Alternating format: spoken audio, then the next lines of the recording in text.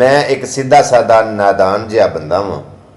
मैनू अगर कोई बंदा आके दसे ना कि फलाना बंदा नहीं चंगा, फलाना बंदा बड़ा भैड़ा है, उहदे अंदर ऐब है, खामियां ने, तो मैं सुनी सुनाई गल ते कदी अमल नहीं कीता, कदे यकीन नहीं कीता। उहदी एक वजह है कि जिहड़ा बंदा आके सानू दसदा है ना पिया कि फलाना बंदा बड़ा बुरा है, उहदे अंदर खामियां ने, उहदे विच ऐब ने, हो सकता है इस बंदे दा उहदे नाल कोई इख्तलाफ होवे, कोई रंजिश होवे, कोई नाराज़गी होवे, इन्हां दी आपस दे विच नाराज़गी होवे ते इह बंदा उहदे ते चिक्कड़ सुट्टदा होवे पिया, बहतान लांदा होवे पिया, इल्ज़ाम लांदा होवे पिया, असीं इहदियां गल्लां सुन के ते यकीन कर लईए कि फलाना बंदा नहीं चंगा।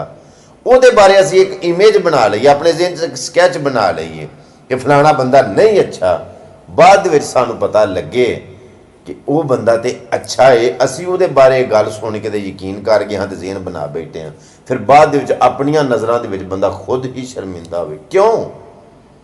कई बार इंज होंदा कि बंदे आके सानू अगले के बारे ज़हन साजी कर छड्डदे ने कि फलाना बंदा नहीं चंगा, असी ज़हन बना बैठे हैं कि फलाना बंदा नहीं चंगा। बाद पता लगता कि जिहड़ा सानू आके दसदा सी ना पिया कि वह नहीं चंगा, वो चंगा सी, ये सानू आके दस्सण वाला खुद नहीं चंगा। कई बार इंज होया, और कई बार इंज भी होया है कि बंदे सानू लोकां दे बारे आके गल्लां बातां सुना के ना उन्हां दियां बुराइयां बयान कर करके, बंदियां ने उन्हां दियां गीबतां कर करके ते सानू लोकां दे खिलाफ कर छड़िया।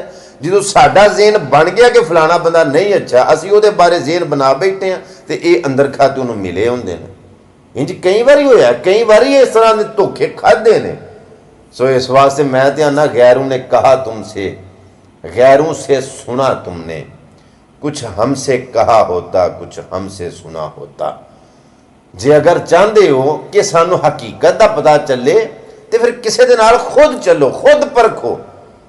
बजुर्ग फरमान लगे, अगर तुसी किसी बंदे नू वेखना है कि बंदा किस तरह दा है, अगर उहदी हकीकत नू तुसी जानना चाहते हो तो उहदे नाल 3 काम करके वेखो। पहला काम केड़ा? उहदे नाल कुछ लैन देन करके वेख लो, व्यवहार दा किंज दा बंदा, लैन देन दा किंज दा।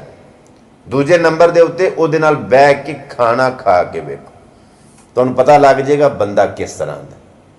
तीजे नंबर ते उहदे नाल सफर करके वेख लो, तुहानूं बंदा अपना आप वहा छड़ेगा कि मैं किंज दा।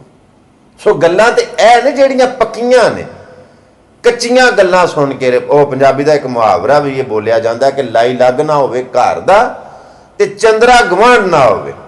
आ लाई लग बंदा जिहड़ा हुंदा ना, किसे दियां गल्लां दे उत्ते लग के, किसे दियां पोटियां ते लग के, किसे दियां गल्लां ते लग के, जिवें किसे ने आखना आमीन करिए ना, आहो जी आहो इंजी गल, आहो जी आहो इंजी गल। ये भी कोई बंदा बंदा ते नहीं हुंदा, कम से कम अपनी अकल कोलों भी कुछ काम लवो।